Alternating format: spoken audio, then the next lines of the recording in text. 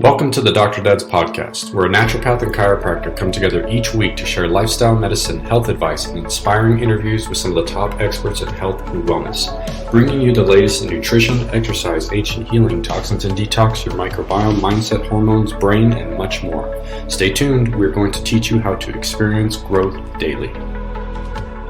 Hey, what's up, everybody? Welcome back to another episode of the Dr. Dad's podcast. Dr. David and I are having so much fun connecting with each other. And literally, we've said this before, but we spend a good 20, 30 minutes often connecting offline before we press record, because there's so much stuff to connect on. And obviously the world is constantly changing. Him and I keep diving into the different things that we're excited about, and it just becomes this maybe we should start recording the moment we say hello and have that as a little mini fun little bonus one, and then I don't know. But anyways, David, so good to see you, buddy. You too, brother. It's crazy how time flies. I felt like we were just chatting for 10-15 minutes and it's been a half hour, right? Yeah. But crazy. It goes to show you, like you were saying last week, we get to catch up every week, but it just feels like there's so much to talk about, right? I know. Totally. Well, it's something. So I'm excited, man. Yeah, I'm not going to get into too much why I reached out to my brother from another mother this week, and maybe it'll be a topic for a future episode. But I just want to say I appreciate you, David. I got a chance to feel some feels like we all do, and as men, often we're not dialoguing on it. Sometimes we just sit with it and muscle through, and obviously I'm in touch with my emotional center, but sometimes there's things that I feel are sensitive and I don't share them. But anyways, I reached out to my buddy here and shared some of the challenges that I was feeling emotionally. And there's little Diego. Hey, buddy. David's beautiful son is waving into the camera. So just got home from school. Nice. Daddy a hug. Nice. But I got a chance to reach out to you and just share some stuff. And the interesting thing that I share with you just today too is that part of the turmoil that we feel emotionally is just because we're feeling something, but maybe we're not feeling comfortable enough to share it. So anyways, I shared it with David, and he just came back with an open heart, open mind, and just was really able to receive what I was sharing and gave me some amazing feedback, did his wizardry and tuned into my physiology, my emotionology, and was able to sort of pinpoint some areas that I needed to pay attention to. So I just want to say it's important for us to be able to have conversations like this, but also a good reminder for people who are tuning in. Sometimes we just need to share what's on our heart instead of keeping it in, because it can be a toxin to us. It could be a source of stress, right? So important, right? My big thing, I tell people, when we're focused on certain things in life and our attention is there, that's where all your energy is going to go. And what Nick's saying is it helps a ton sometimes when you just have somebody that you can communicate and confide in to honestly push some of that energy elsewhere so that somebody can filter it, and then kind of be a soundboard for yourself so it can filter through, and then have somebody be very objective off what you're telling them to just maybe give you some insight. And like you said, buddy, a lot of times it just needs to be spoken. That energy just needs to start moving because it's being bottled up. And when these emotions, I think when we don't have these people or these opportunities to do that, it's like emotional cysts, right? That energy just starts balling up, and then it starts to eat away at us, and not only can it cause emotional distress and a little bit of turmoil for us, but if it stays there long enough, it causes physical, health issues. Yeah. So happy to do it, man. I've been very blessed to learn from a lot of really, really talented, gifted doctors and healers and shamans, and how to help people pinpoint what those things are, sometimes depending on the theme. And then sometimes we're not even conscious, right? You were very aware, which helped, of what kind of was going on with you. But some people, they're just really stressed out emotionally and mentally, and they don't know why, because it's more of a subconscious thing playing on in the background. So I've been blessed to learn from some of these docs, and I help people pinpoint what's going on in the subconscious. We find the theme, and then they're able to dial it down to what's the theme and what's resonating emotionally that's causing most of the distress and the turmoil. And then once we get there, it's just moving a lot of times into acceptance, like we were talking last week. And then there's actionable items after that. So I always tell my patients when I do similar things, like with what I helped you with, I'm like, I got you 99% of the way there. All you got to do is actionably take the next step, kind of deal. So happy to do it, man. I mean, you've done that for me before, and so important. So for our listeners, you need to have somebody outside of that bubble, that inner bubble you live in every day, to kind of like vent, or just have a soundboard, or just have that connection. And brother, I love you. Thank you for being there for me as well, for stuff like that. Absolutely. Well, and it's not directly tied to the theme of what we wanted to talk about today, but it sort of does, because when something lingers in our emotional body, that's triggering a stress response, which makes it really hard to heal. And so, what we want to talk about today is like activating your main repair hormone, the hormone that helps with longevity, with building muscle, with recovery, just turning you into like a super healing monster, which is what we want. And a lot of these little things that maybe we are aware of, like let's say muscle injury or injury, there'd be a role for this hormone, but it's all these other things, like it's recovery across the board, toxicity recovery, gut microbiome infection recovery, to obviously the joint and musculoskeletal system, but also the emotional system. If we're constantly stuck in a state of trauma, we're probably not activating this hormone. So what's the hormone, buddy? Growth hormone, brother. Human growth hormone. I talk about this a lot. It's interesting. A lot of people, this is where they're struggling. This is why they're not healing, right? So I think we should start before we dive into the intricacies. If you're explaining to people from a hormone pathway type place, you cannot be in catabolism and an anabolism at the same time. Your body has to pick one or the other.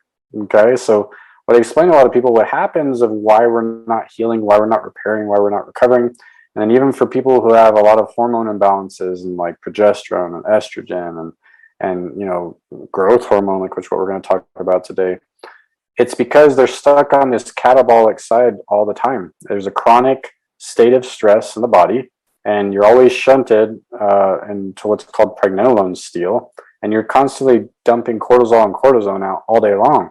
And then the body's never getting to move back to that other side, to that anabolic state, where it can build all these precursors and these building blocks for progesterone, estrogen, testosterone, growth hormone, all these things that we need to heal and repair.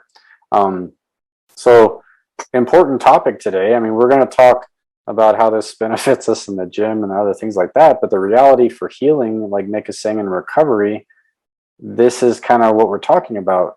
We always talk about removing interference. And so to get here, you a lot of times have to make sure that you're not living this chronically stressful life, because a lot of times we are doing it to ourselves. And we're going to talk quite a bit about that today, because I think a big issue that people have with making more growth hormone or being able to absorb more growth hormone on their own is they're making little mistakes that they're not aware of.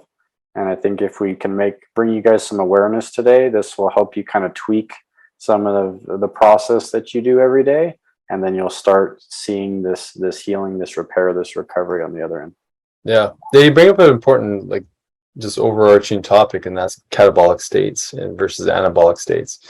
Most of us are aware of the terminology of anabolic. You might think of anabolic steroids and, gym, sitting in the gym, pumping iron and really, pumping up the muscle. But anabolism is really, it's an important process of repair, as well as growth and development of our muscle. But it's really, unfortunately, not really appreciated from this whole recovery mindset. I mean, if you've tuned into our podcast, you've heard us, harp or sort of soapbox this whole concept of being recovery focused, really focused on what does the parasympathetic state look like to be able to be in that rest, repair, digest state. That's really your anabolic state. That's really where growth and repair and maintenance happens. And the opposite side of that, catabolism, that's where we're breaking down. And so, if we're stuck in an acidic state, for example, like people with high uric acid levels or high acidity levels in there, or liver enzymes are out of whack, or there's some objective markers that might highlight the fact that we're stuck in an acidity, we're more likely to be breaking down our muscle and bone, and we're not getting what we need out of our diets because they're highly processed, or they're highly sugar, or high grain, or whatever the issue is that's driving inflammation in the body, that's keeping us more in that catabolic state, like you said, the pregnenolone jump, or the higher cortisol state versus the anabolic side. So it's not a surprise that we're in our modern culture, we're in that sort of gas pedal down from the emotional system, go get things done. Productivity is the most important thing one could do. And not going to see the doctor, getting stuck in reactive medicine, not focusing on recovery, just it's another thing I'm not going to pay attention to. I'm not broken, so it's not working great, but it's not broken, so I'm just going to push through. This whole idea is keeping us more in that high stress state, which is where we're more conducive to breaking down. So we're back to that saying, right? Stress plus rest equals growth.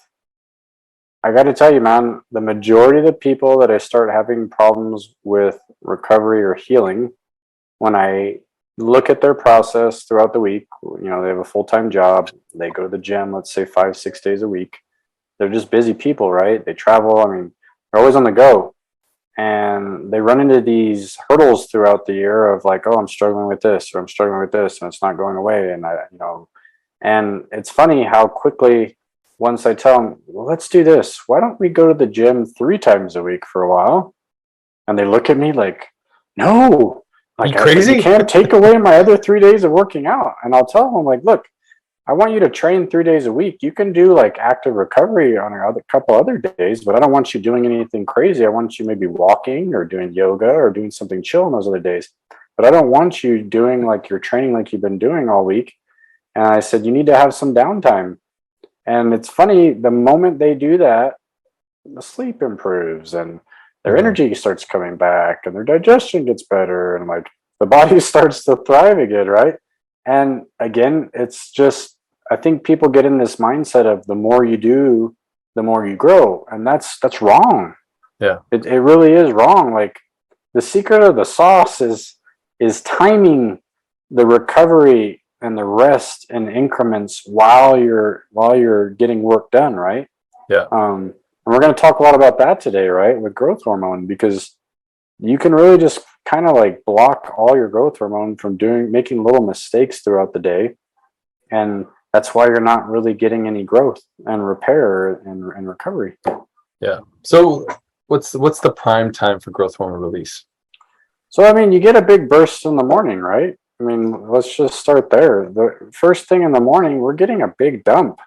We're getting a big dump of cortisol, testosterone, growth hormone. I mean, we get a nice solid dump of hormones in the morning when you wake up in the morning. This is a big reason why I tell a lot of my patients to work out in the morning versus late in the evenings. I said, look, you're getting your biggest burst in the morning. This is an ideal time to do your exercise and do some of these other things because there's an abundance of these things in the system. So I would say, like, starting just from understanding that the biggest burst is morning time. Now, let's talk about this. You were talking about cortisol. If you're noticing in the mornings you're dragging ass, excuse my language, but you're tired, you're not feeling rested getting out of bed, prime example that there's too much cortisol in your system and you're basically depleted. So you get to a point where, like, when you're dumping too much cortisol, you're good and you can keep up. But then eventually you go into what's called adrenal fatigue. And that's basically just meaning that, like, your neuroendocrine system has been ramped up for so long because you've been in chronic stress to the point, and I always give this analogy, your adrenal glands and the parts of your body that make like norepinephrine, epinephrine, some of these things, think of like glasses of water that have like a full glass of adrenaline. But little by little, the more stress you're under, that glass starts to deplete. And then let's say 2 weeks into like a busy schedule, you're running at high RPMs, that gas pedal's down all the way. Eventually that glass is just depleted. So you've only got a little bit in the tank. And then when you're still under stress, you just kind of, there's nothing left. And then once the neuroendocrine backup system kind of runs out of juice, you go into neural fatigue, which means the nervous system can't keep up with the stress you're placing on your body. Yeah. So if you're dragging in the morning and you're noticing you're hitting the snooze button, you can't get out of bed, your cortisol is low, you're in the dumps. And the reason is because you've already exhausted most of it, which means that you're at the tail end of already being under a lot of stress. So, of course, when we're there, we're not going to see a lot of these repair hormones in abundance, right? Because you just kind of like, your system's out of gas. Yeah. Beautiful. So why don't we just nail down, like, okay, exercise in the morning. Ideally, you exercise in a fasted state, right? Because that's going to accentuate and help to stimulate more growth hormone. Again, for the purpose of repair, when you're lifting weights, when you're doing something that challenges your body, the adaptation is to move into repair. That's what your body wants to do, and wants to signal the release of testosterone growth hormone so that you can start to like put those tissues back together. Because with weights, especially, you're tearing muscle, you're causing that stimulus for hypertrophy in the muscle, and like, so there's all these repair chemicals and stimulants for repair that are getting released. What do most people do right after the gym? They eat immediately, man.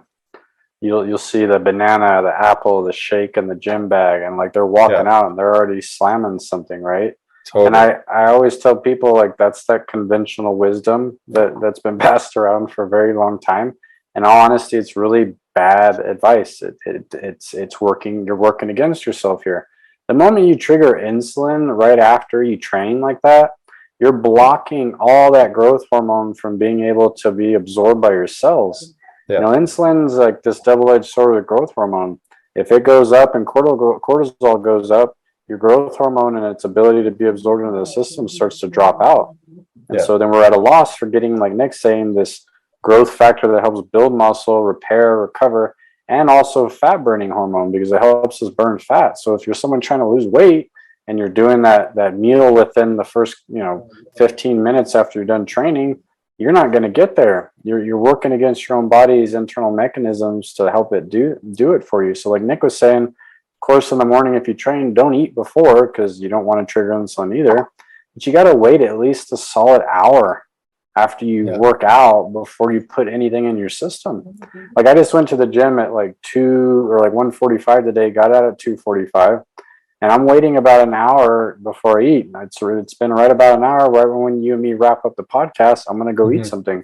But I know better not to eat. Now, I didn't always. I used to be that guy, slamming protein shakes right after. But my physique was very different back then than it is now, because I know better. Back then, I was always swollen and puffy. Like I had muscle, but I was swollen and puffy. Couldn't burn fat efficiently. I wasn't making muscle efficiently, but I was able to get there. But now that I know better, I build muscle so much faster, I recover faster, and I burn fat like a badass, basically. It's crazy how efficient my body is at burning fat. But all these little things we were talking about today is how I got there. The whole these little time window things are a big piece of this. Yeah. And I mean, we sort of touched on the protein shake, but here's the reality. And if you hadn't listened to our podcast we did with Dr. David Minkoff, I mean, he really lays it out in a beautiful way. He also wrote the book called Searching for the Perfect Protein, which is a really easy read and very helpful. But by and large, most protein, especially the processed protein, the protein powders, the branched chain amino acids, these things are very insulin invoking. When it says 30 grams of protein on the back, you're lucky if you're getting maybe 5% of that, 15%, into the form of amino acids, which are needed for repair and recovery. The rest is getting, whether it be broken down or as sugar. The end result, though, is this massive surge in insulin, which is stopping all that growth hormone from getting released. Well, then we're in catabolism, right? Exactly. For people to get a picture with Nick saying, when you're taking the wrong aminos and putting the wrong protein in, you get like he's saying, an insulin spike. And then your body is not going towards the anabolic pathway to repair and start rebuilding. It's going to a catabolic pathway where you're just really ramping up blood sugar, and then you're not getting anything out of it. And like Nick's saying, there's tons of companies that are preaching that these amino acids are doing wonders, and they honestly don't. He's made an amazing product with the type of aminos he uses. And the cool thing is they show that you're going to get that anabolism post workout or whenever you're taking these things, and you're going to get that building that you want, you know. And if you're spending the money and investing in supplements, make sure you're putting the right stuff in your body. Yeah. And if we looked at like what causes muscle what causes muscle growth, we could try to say growth and muscle at the same time. What causes muscle growth is the hormone response, right? It's the adaptation from the stimulus from the exercise. So you want to build on that process. And essentially insulin, the opposition hormone, is literally telling your body to store fat.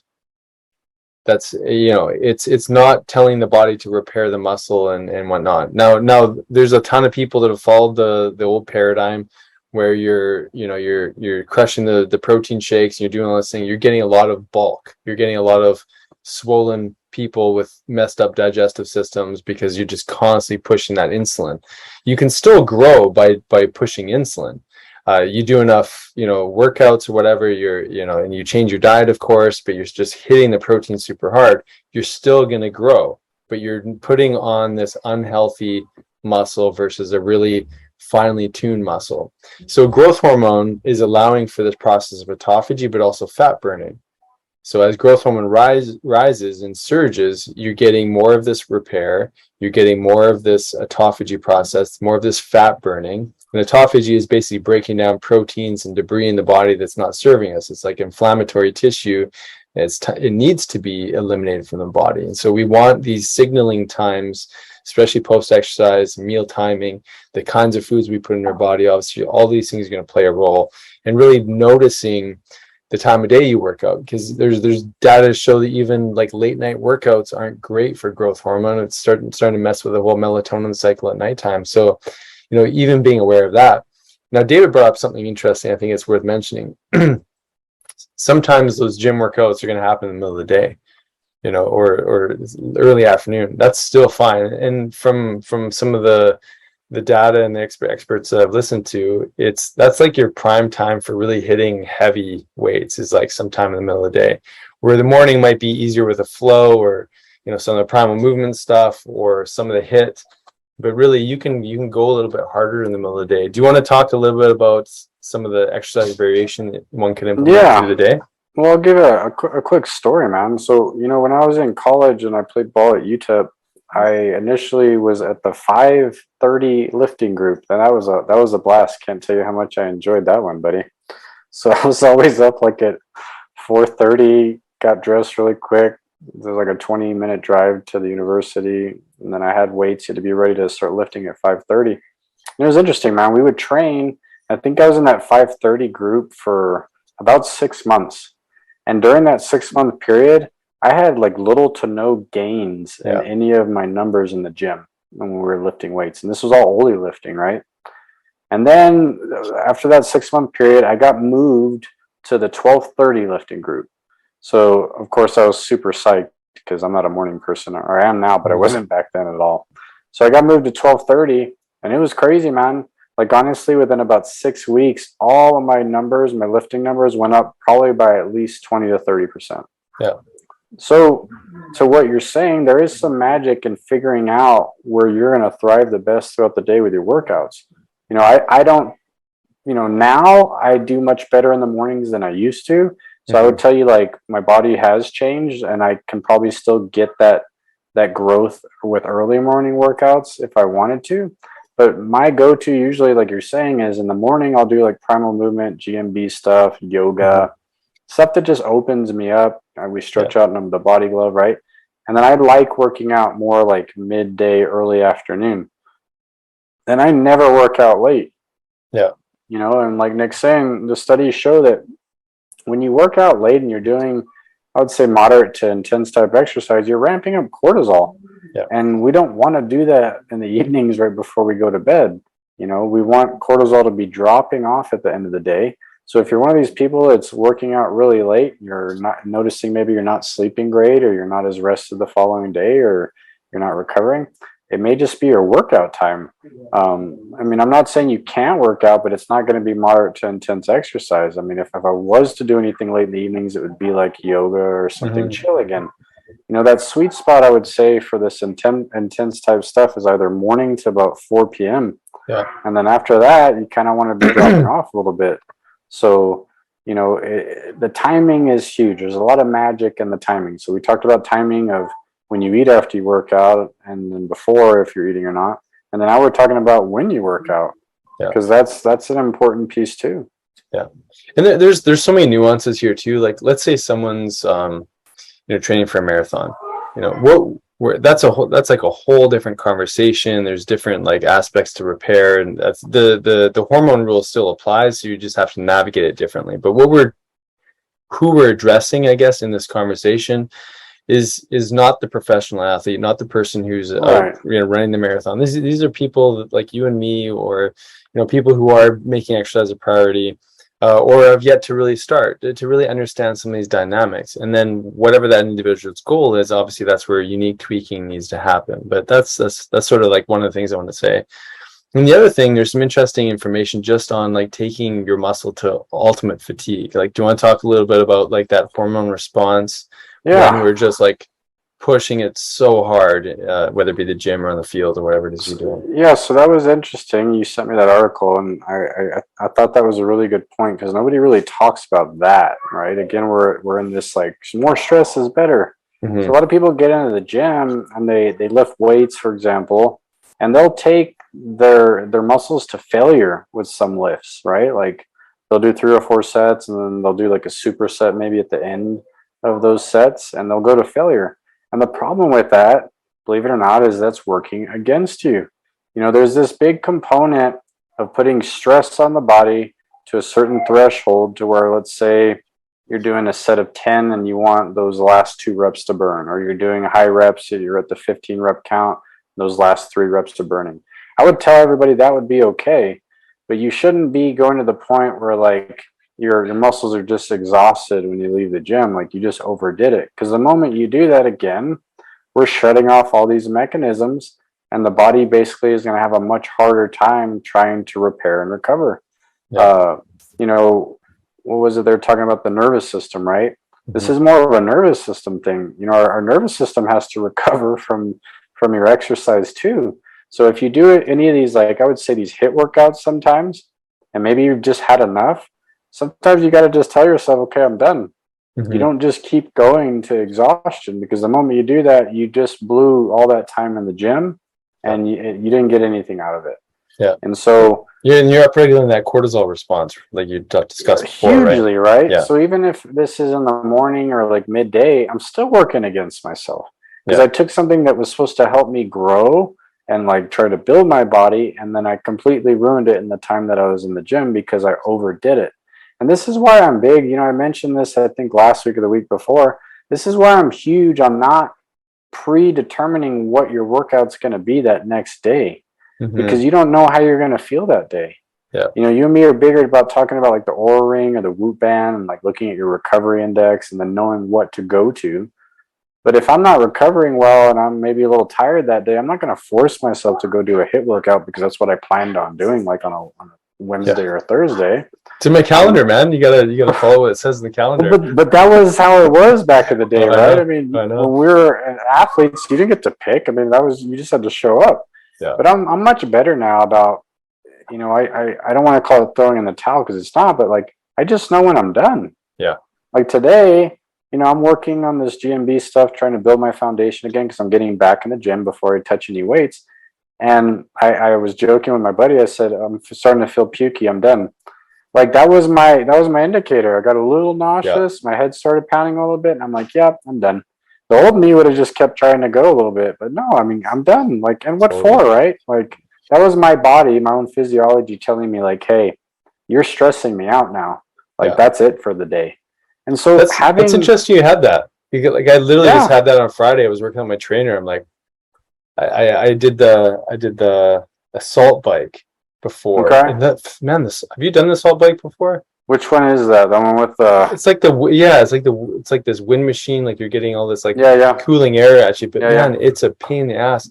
And and that one, like that effect of doing that bike lingered with me, but to the point where at some point I was working out with the trainer. I'm like, I'm getting a little nauseous. I think we got to slow this down or shift it. Whereas before I would have been like, no, you're not. no, like that's nothing. Like just move through it, just fight through it. But I love that you brought that up, and I didn't mean to interject, but I had that same feeling, and I told the trainer, like, listen, let's shift things here, because I'm not going to vomit on you or in your floor, but I'm not feeling great, and I need to change it. Well, it's awareness, right? Like, listen to your body while you're at the gym. Like, have some awareness of where you're at. Like, some days you may be able to push it a little bit more, and there might be a little bit more in the tank, and you're good. But other days, like, don't overdo it. Like, your body's going to be in a different place every day. Just have that awareness of where you're at and work with where you are, and that will pay off a whole lot more than just forcing things on the body. Because, like Nick was saying earlier, we're not building our body in the gym. And I can't like stress that enough to everybody. You've got to flip your mindset on this piece. We don't build the body in the gym. You build it after you leave the gym. And I would say, like, with these type of processes we're talking about. So if you're not doing these little things right, you're not going to get the growth that you're looking for, because the rest and all these other pieces aren't in place. So yes, the gym is important, but it's a small piece of that whole big process that we have to carry out to get the results that we want. And really, if you fine tune this stuff, it's a whole lot easier to reach your goals with this stuff than it is when you don't. And like you and me talk about it all the time. Like, we wish we had known what we know now back then. Because man, it was like we were just like a bunch of different athletes hitting our head up against the wall, thinking more, right? And like it never worked out. It didn't work out for me anyway. No, definitely. Well, so two other things are super important when it comes to growth hormone. So fasting, and then that sleep quality at nighttime. Yeah. So I know we've talked a ton about fasting, but just quickly, we talked about the exercise in a fasted state. Absolutely. Plan for 1 to 2 hours of fasting post workout.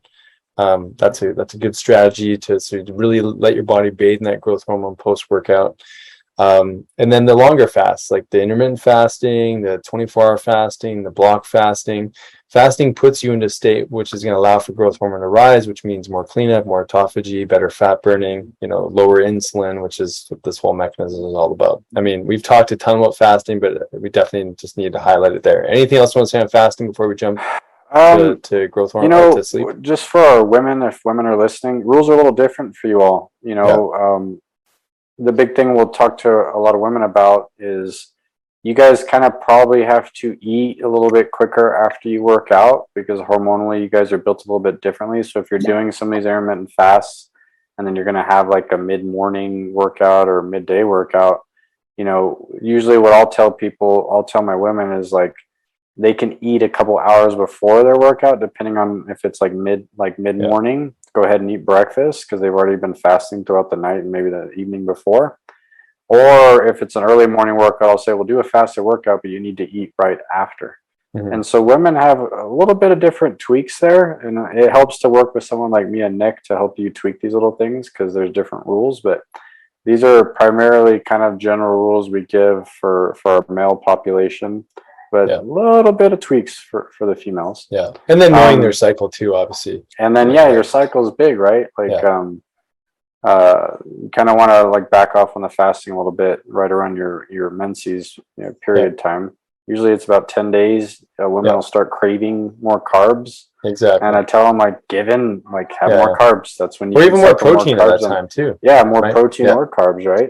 But like if you notice as a woman, you'll notice about 10 days before your period, you just are craving a little bit more. And don't ignore that. Don't ignore that. It's okay to give into it at that point, like we're saying. Totally. So sleep, man. Let's talk about sleep, because this is the other big, I think, overlook for a lot of people when they're trying to build their bodies and trying to repair and recover just in general. Everyone, you release a lot of growth hormone during your deep sleep cycle. And me and Nick talk about this. That deep sleep cycle is that restorative recovery sleep. And it's very noticeable when you miss this chunk of your sleep. This is the very front end of your sleep cycle. Yeah. So like you can get a lot of REM sleep, wake up, and you just don't feel like your body got good recovery. But if you get that good solid deep sleep at the beginning, you feel like $1 million when you wake up the next day. You feel completely restored and recovered. And where a lot of people go wrong on this one, man, is we have the late night eating. So a lot of people like to dip into the little cookies in the pantry, or I just had a little snack before I went to bed. Or they're going to bed too late and they're actually missing that deep sleep cycle because they stayed up too late, possibly. Totally.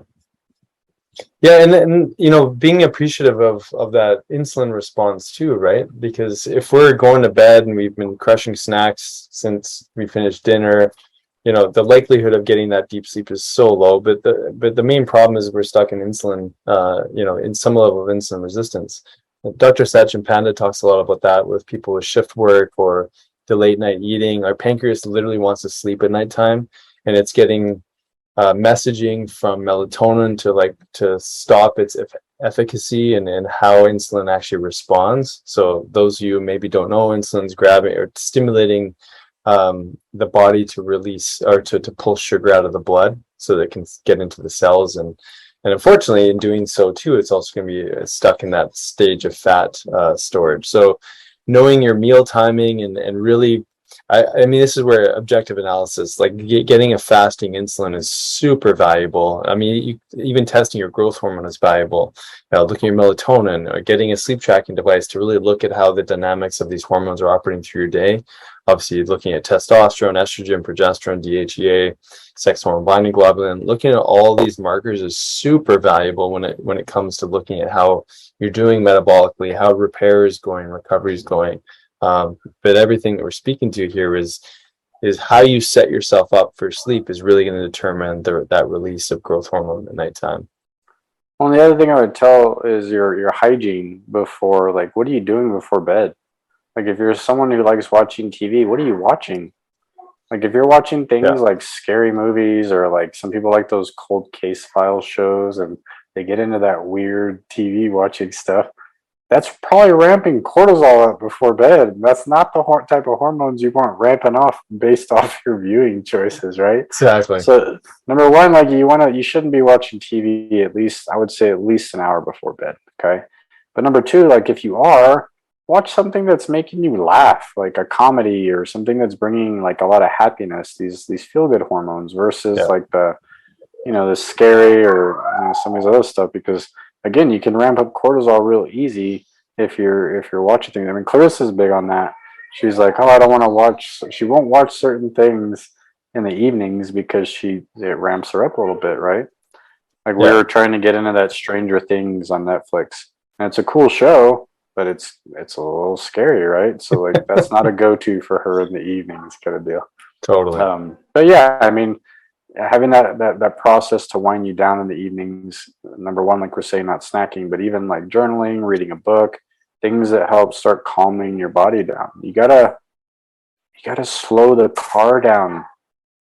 Some people are running that car like at 90, 100 miles an hour all day long, and then it's like they get home and they're still running it at like 60 miles an hour, and then it's time to go to bed and they just go in their room and they try to go to bed, and that's not going to work out real well, right? So like having a process in the evenings it pays off a lot. Definitely.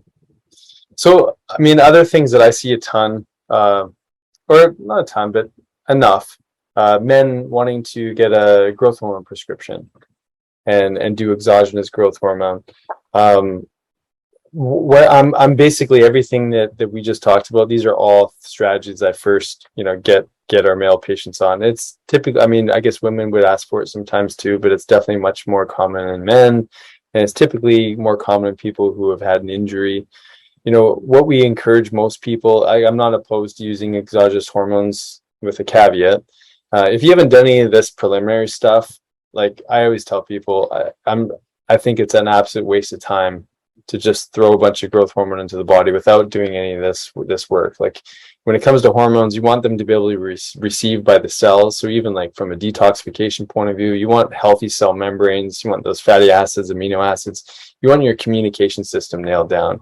So many people have growth hormone deficiency just because they haven't fixed the metabolics. They're not doing anything with sleep. They're eating too late at nighttime. They're not in a recovery mindset whatsoever. And so that's essentially putting an exogenous hormone into probably an insulin dominant state, which is a completely unnatural rhythm for the body to ever be in. And so I really discourage people just jumping into the growth hormone when they're already insulin dominant and they're not doing any of this preliminary stuff.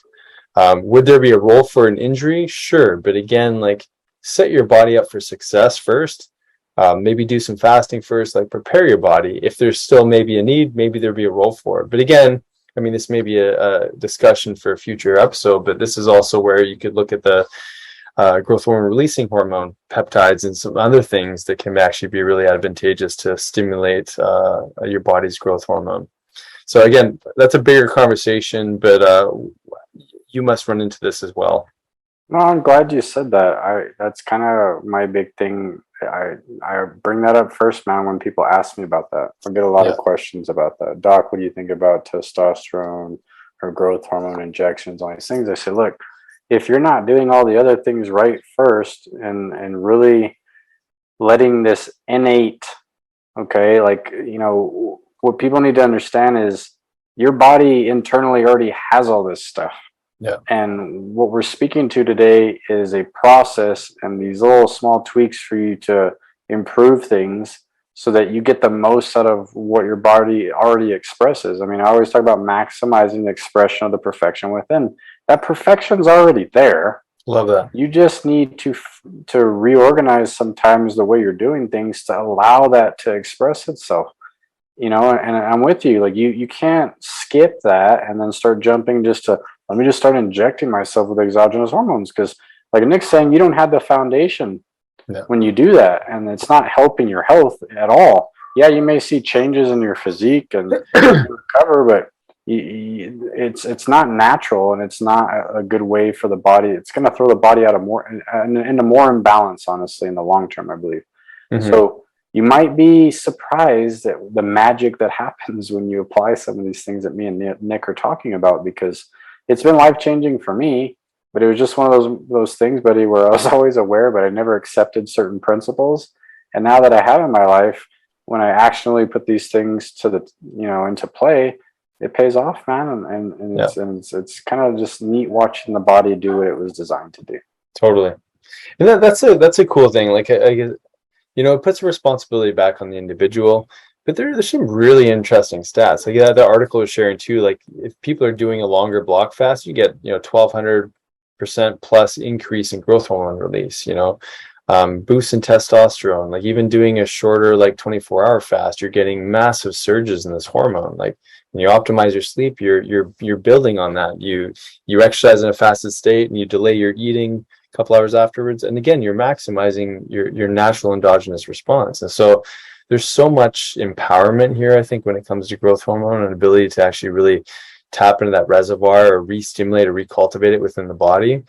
And, it has everything to do with adaptation and putting your body in that right environment.